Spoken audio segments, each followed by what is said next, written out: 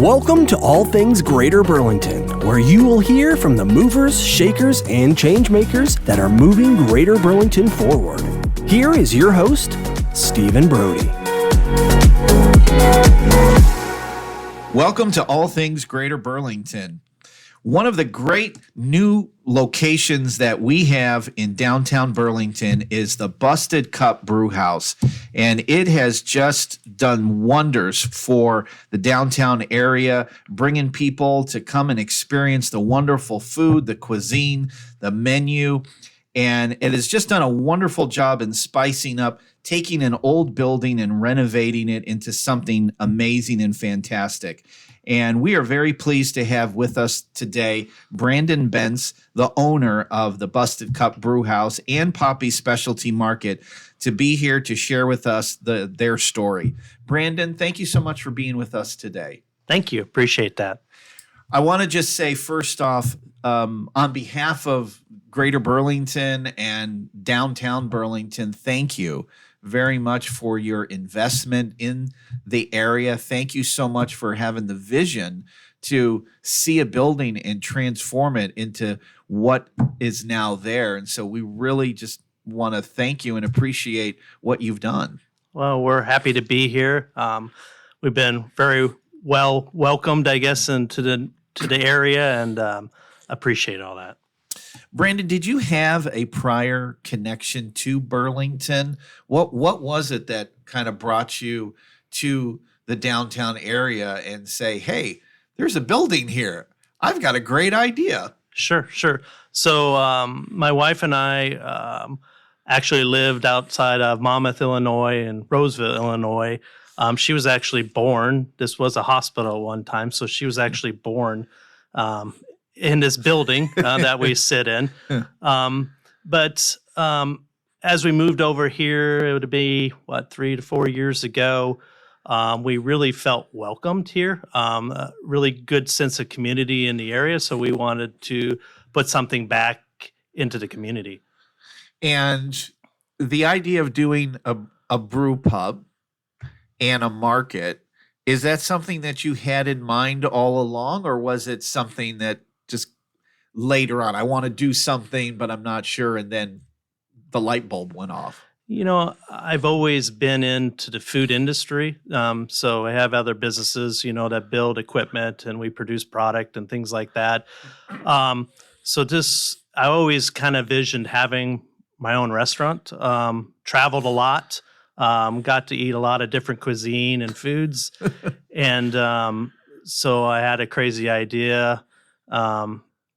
We did have a crazy idea, my wife and I, to put a restaurant in. She probably would tell you it's more me because she still thinks it's crazy. But so here we are. We decided to put that restaurant in and find an old building in the downtown area, since it seems like the downtown areas are starting to redevelop, and we wanted to be part of that.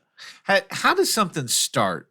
For those of us who just don't have that, we're not wired that way. How do you go from idea and concept to starting to see it happen? Can you talk about that? Well, so pretty much since I was 20 years old, I was involved with developing and designing equipment. So I've always had a visual mind and can see things mentally, and then have to put it on paper. Yeah. So that always has allowed me to visually see things and see what I can do with buildings or architecture or equipment. What can I do to make it new or to put something in there? So that's, it's just a vision. You got to be unique and creative, I guess, and take chances. And that's how you go about it. So you decide, you and Kathy, your wife, decide, okay, we want to do a restaurant. We want to do a brew pub. What do you do? What do you do next? I mean, what type of research do you do to kind of figure out this is what we need? This is the type of equipment in order to have in our restaurant. Sure. I think the first process of that is finding the space, because the space will dictate what you can put in there. I mean, how much room you have, how big of a brewery, how big of a restaurant, what can you do? And then from there, that kind of dictates what the size, like the brewery equipment, what size of a space do I need for that? And then it's just reaching out to past resources or individuals that you know, or networking to find others that, hey, can design a kitchen for you, a commercial kitchen for you, can design that space, what the bars look like. So there's a lot of collaboration with a lot of individuals. I mean, from people that I know, people I didn't know and now know, architectural companies, civil companies, all the way down the line. And you might have just already answered this question, but did you find the space first and then determine what to put in it? Or did you know what you wanted to do and you had to find the space for it? So originally we were at Wake and Bake, which is across from our property on Jefferson. And originally we were looking at the 3-story building that sat across the way that used to be an old Gabeline building. And that was the property that we were going to purchase and put in pretty much a 3-story brewery restaurant. Didn't really know how we were going to do it at that time, but that was really the space. And then when we were doing the tour and walking through that, the opportunity arose to buy the 2-story site too. So we decided to buy both buildings, and that really changed what we were going to put into it and how we were going to design everything. So the idea was still the same, though, with what you wanted to do, or did you have to scale back at all? Yeah, I would say we actually scaled up because doing the 3-story, yes, because doing the 3-story would have made everything a lot smaller. The 2-story is a lot larger in size. So really, we ended up scaling up more than we did scale down. And then we utilized the 3-story building for other retail spaces to come in and to be in the same area as us. Where'd you get the idea to do a market as well? Because I got to tell you, it's brilliant. And it's really necessary down there to have a market. So I wanted to be different. I think that's what makes businesses unique and viable, is to be different. So we have another company in Roseville, Illinois, which is about 35 minutes from here, and we have an innovation center in there that is USDA inspected so we can produce products. So nice. Fusion Tech builds custom equipment for the food processing industry. So all the equipment we put in our innovation center and test and train people.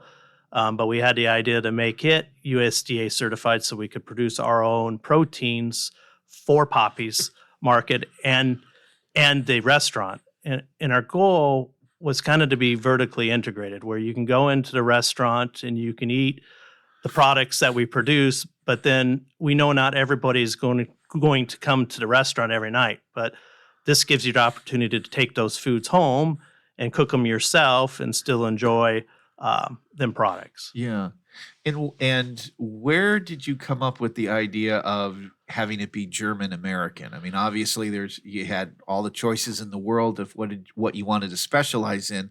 What had you focus on that? Sure. So I've been to Germany several times, and I know we've gotten hit on a little bit that it's not full German, and we never intended it to be full German because we don't feel German food has its own taste and flavors, but we wanted to twist it a little bit with the American style and make it more of a creative German style fare. So that's kind of where it came from, is how can we take German foods and still make some dishes that are true German, but then take, the other 60% of the products and make them have that American flair that'll appeal to everyone. Yeah. And you talked about your other business. So were you able then to incorporate some of what you do with Fusion Tech and incorporate that into putting this business together in terms of equipment or anything like that? Oh, absolutely. I mean, like the stainless steel work. So if you go out on the beer garden, the hand railing, the pergola, all that stuff is fabricated at our location in Roseville, Illinois. The drains, things like that. A lot of anything stainless in the building, other than the tanks, which we could have done, but we didn't really have the expertise and the time to do it, so we decided to back off of that in the brewery side. And just out of curiosity, how'd you come up with the names? So everybody's been asking me that. So if it's a trade secret, so the easy one is Poppies. So my wife's grandpa was always called Poppies, and they had a lot of farm ground. And part of the investment that came back over here was capital gains. So we ended up selling an 80-acre parcel in the Roseville side with her two siblings, and the capital gains tax for that was quite great. So the investment of the capital gains went back into this building, and for the tribute to her family and her poppy, which bought the land back in the days, that's where Poppy's Specialty Market came from. Wonderful. And then the Busted Cup. So that's a little bit longer one. So we went back and forth with tons of names, and one of our daughters, Jenna Bentz, decided. She said, "What about the Busted Cup?" And the story behind that is we went to a movie theater in Macomb, Illinois, and they put these beautiful full glass pane windows up, and it was brand new. And we were coming out of a movie theater. There's a gentleman walk in front of us with a big styrofoam cup, a pop, and he walked right into the glass and poked his thumb right through the glass, and it shot pop all over him. So that's where the Busted Cup come from. Isn't it amazing where these inspirations come from? Yeah. And then the light bulb goes off, and that's it. Yeah. That's the name. Yeah. So we went back and forth, and that was the vote, was the Busted Cup. Wow. With what you have there currently, Brandon, are you satisfied, or is there room for growth? Are you already thinking about we can make this bigger, we can make this better, or is what you have there currently what you planned on having? So actually, no. So the 3-story side on the second floor, we're putting in a banquet room right now, which will be able to seat around 60 to 70 people for, parties, Christmas parties, smaller gatherings, I guess. Because our whole goal with the restaurant is we don't want to shut the public off on any given day either. I've been to venues where it's like, oh no, the whole restaurant's bought out, and that's kind of a bummer. So we're trying to gather space there. And then on the north side of the building, we own the upper properties, and we're starting to redevelop them as well. Some thoughts on that are actually sand volleyball courts going in there, so we can bring some other entertainment to the downtown area. Wow. Some additional parking we're going to be putting in up there. So we're not done yet, but we're close to being done until next spring for sure. For the banquet room, will you be able to cater food if they want to have food in there as well? Yeah, absolutely. We're bringing in we have a portable bar on order, so we will have a bar beverage area in there. We'll cater. Yeah, we'll do our own, if it's buffet style or plated food. That's the intention there. So we will cater all that as well. Yeah. Something that really caught my eye, Brandon, was when you go outside, and I don't know if you call that the deck, the porch, in the back, there's that wall that has wine bottles. Right? Yes. Whose idea was that? Where did you get all those bottles from? Let's go back to whose idea was it and who had to do it, I guess. Maybe that's the better way. Yeah. No, that was my wife's idea, 100%. She said, I want a bottle wall. And so we have some friends that own Market Alley Wine and Monmouth and then Concordia Wine. And so we kind of run around the neighborhoods asking for wine bottles. So no, we didn't drink them all. But there's around 530 bottles on that wall. Unbelievable. So what do you do to keep them safe? So, yeah. So I'm sorry, that was my first thought. It's like, this is amazing. God forbid, somebody does something bad to it. Yeah. Yeah, that could happen. Yeah. So how we did it, so we had them like upright in the beginning, but then a lot of wine bottles, have that concave bottom to them, so they were holding water, and so then we had to flip them over, and then so we put special washers in between them to carry the weights, but yeah, somebody could do something to it. I'm sure it will happen somewhere along the line. I hope not, but Yeah, let's hope not, because it's really an amazing thing to look at. I mean, you walk outside, immediately your eyes are drawn right to it.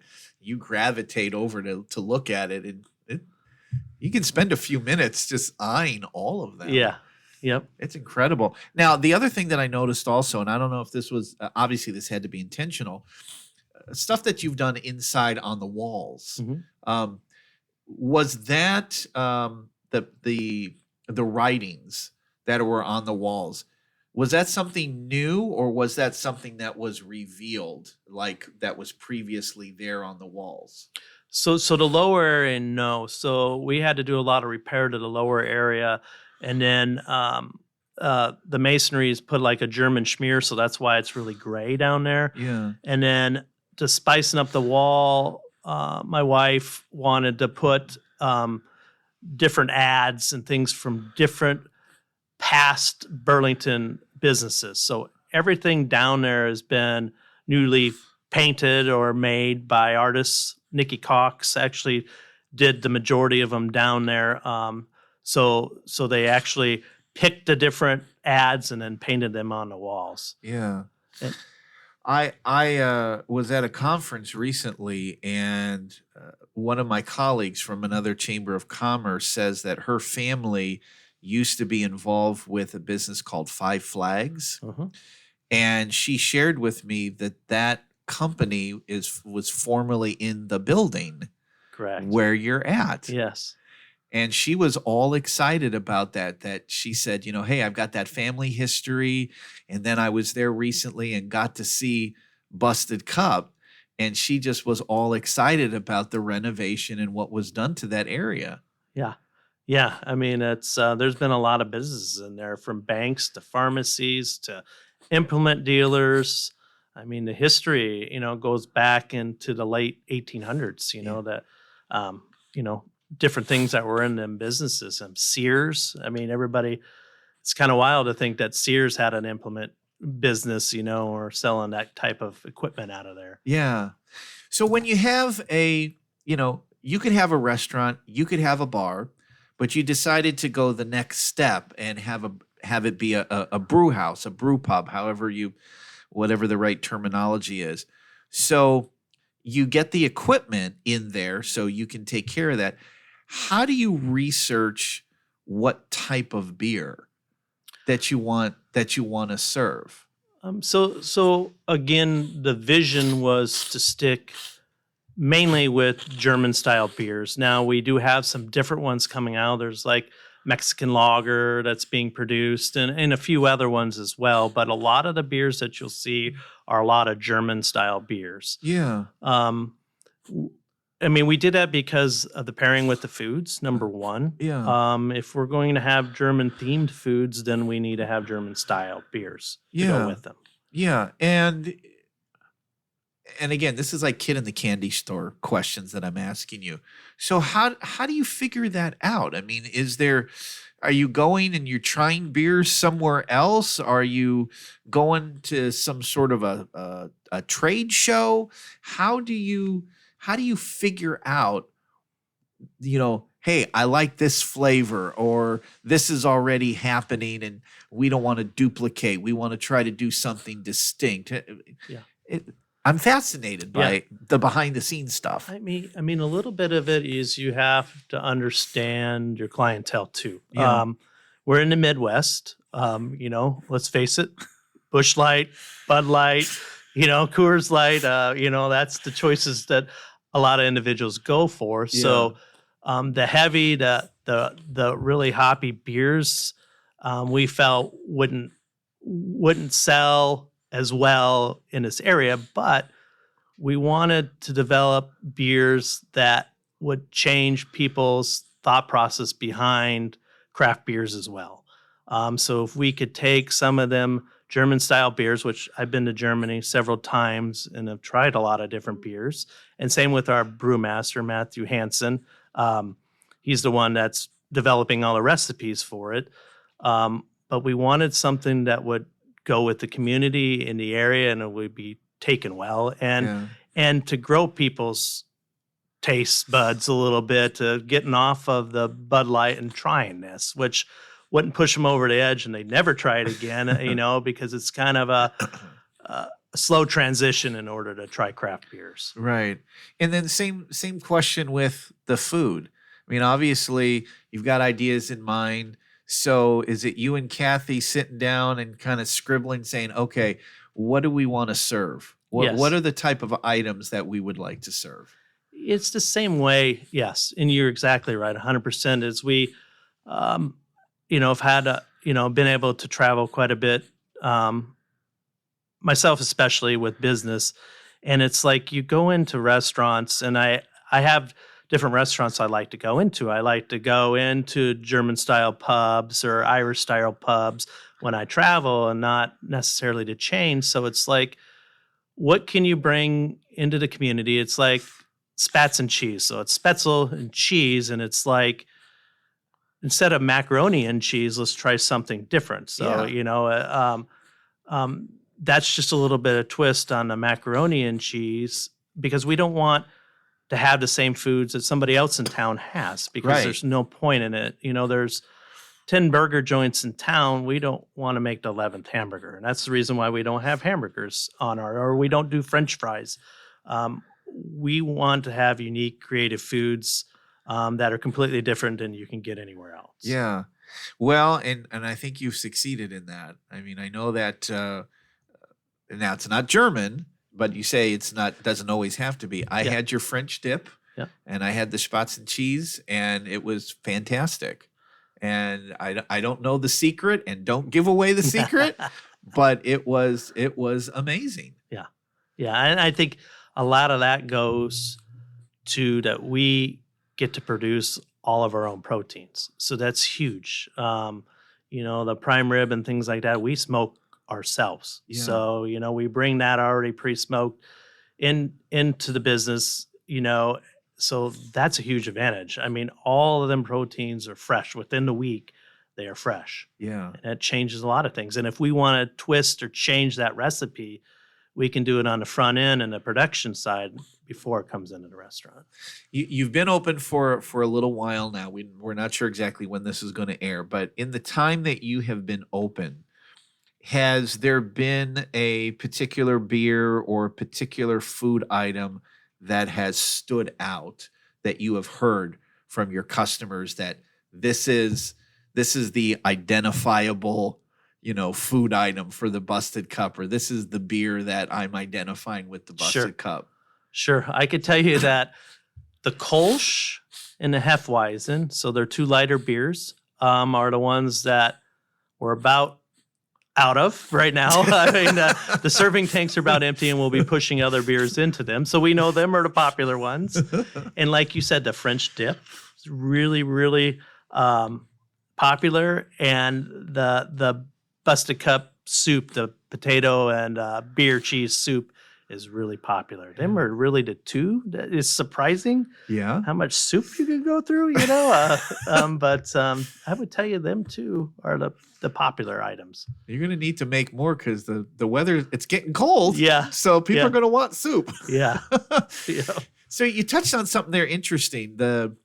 You said that the tanks are running out on a couple of those. So how does that work? When you're filling up a tank, is there a certain quantity that you put in there that you think is going to last for X amount of time?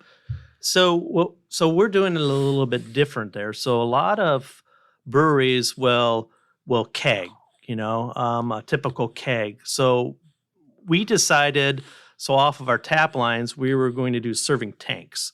Okay.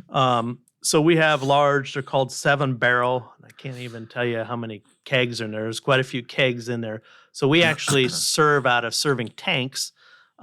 So them beers will last, a month and a half or whatever. We're not having to change out kegs or anything. Yeah. So once them run down, then we're pushing our beers that are sitting in our fermenters or holding tanks back into the serving tanks, and that's kind of the next beer up. So yeah, we have 6 serving tanks, and we have 5 fermenters right now, and we're all full right now. So we'll be pushing it over, and then Actually, coming up will be also canning and kegging. So the canning side will start pushing a lot of the beers and a lot of the specialty beers over to Poppies specialty market to be able to buy in a can as well. So the beer that you're selling, you're going to be canning or bottling, so folks can buy those. 100%. Yep. Excellent. Yep. And then on the Poppy side, is there anything that you've noticed that seems to be selling faster than others? So I mean, right now we're kind of in this, I would say, discovery phase. Yeah, sure. Definitely. I mean, our snack sticks are a big one. They were even when we had them at the farmers market. We see a lot of movement there. Hinterland cheese. So we have Hinterland cheese curds, things like that sell pretty well. Yeah. The sausages, depending on what's on the menu, them seem to sell, and then it kind of goes on and off. Yeah. But all in all, everything's, and then we're bringing in a lot of spices and specialty olive oils and things like that, more to be a specialty store. We're trying some dry goods and things like that, like toilet paper and things like that. It's just not moving at all. So we'll probably be going away from that and just really specialize in doing things that you for sure cannot find in the area. I gotcha. Okay. So do you have plans? I guess like you've got the menu as is right now. Mm-hmm. Do you see the menu as being ever changing, that or is it static where what you see is what you get and this is what we're going to focus on? Or are you looking at the possibility of changing things up and maybe expanding and trying different things? Sure. So the menu, since we're new, so the menu's been going out in 3 phases. Currently we're at phase 2. I don't know when this will air, if we'll be at phase 3 or not. But by the end of 2023, we will be at phase 3 or the full menu.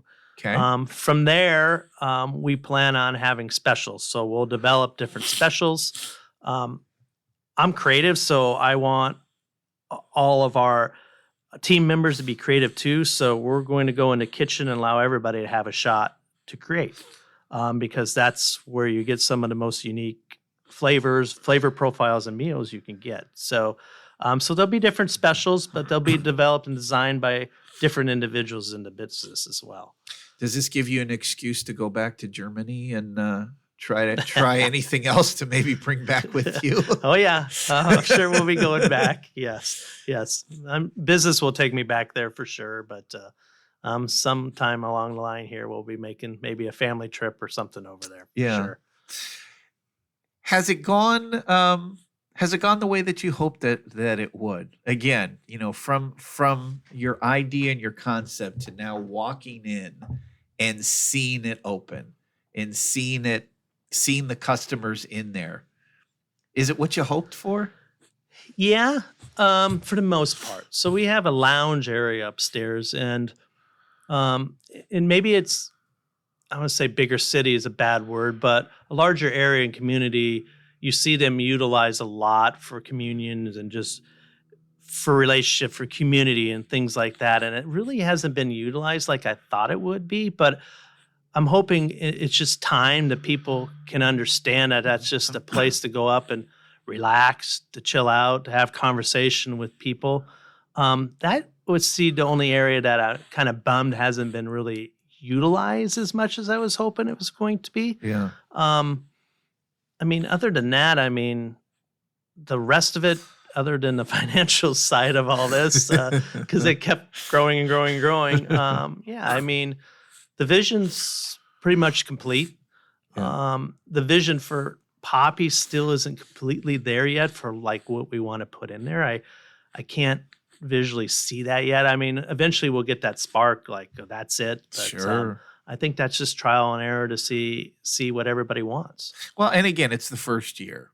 Yes. It's the first year. So there's some growing pains, and naturally once you get that first year under your belt, you're going to know. Yes. You're going to be able to identify and figure out, what we can what we can expand upon, what we maybe move away from. And so there's nothing wrong with that. Yes. Talk about your hours of operations, where you're at right now. So currently, we are open Sunday from 11 to 9, Monday 11 to 9, Tuesday and Wednesday we're closed, mainly to give everybody rest breaks. As everybody knows, it's very difficult to get all your staffing in, and if we couldn't give them breaks, then we have to pretty much add another 40 or 50% more staff. And then there's hour issues. Thursday is 11 to 9, and then Friday and Saturday it is pretty much 11 to 11. So, yeah. And if people want to find out about the restaurant, or do you have a website up yet? It's being built Okay. right now. Okay. Actually, the RFQs are out to get it built. I would say by the first of the year that will be completed. Okay. So that definitely is. We do have some presence, like there's online reservations through Google. You can get on and reserve tables, things like that. Okay. Same with Poppies. There'll be some stuff coming with that. Eventually, we'll have an online store for Poppies, so you can Nice. order online and ship wherever you want. But that'll probably be later, probably in the spring of next year. Are you thinking of maybe having a line of merchandise as well, other than the bottles? Are you thinking maybe of having some shirts or hats? Oh, we have it. Yeah, You have it. Yeah, There we you got go. some swag. That's what they call it, I guess. Yeah. So the swag is out, definitely. Perfect. Yeah. Well, believe it or not, we are out of time. We could just keep on going, but this has been great. And Brandon, I want to thank you so much again for coming, for talking about the Busted Cup Brewhouse and Poppies. And again, thank you so much for the investment. Thank you so much for the contribution to the downtown area. And we just wish you continued success here. I appreciate it. Thanks a lot for having me. Thank you so much for listening. Don't forget to like and subscribe All Things Greater Burlington on all the different platforms that we are on, and give us a call at the Greater Burlington Partnership if you have an idea on a future guest. Thanks again for listening. We'll see you next time on All Things Greater Burlington.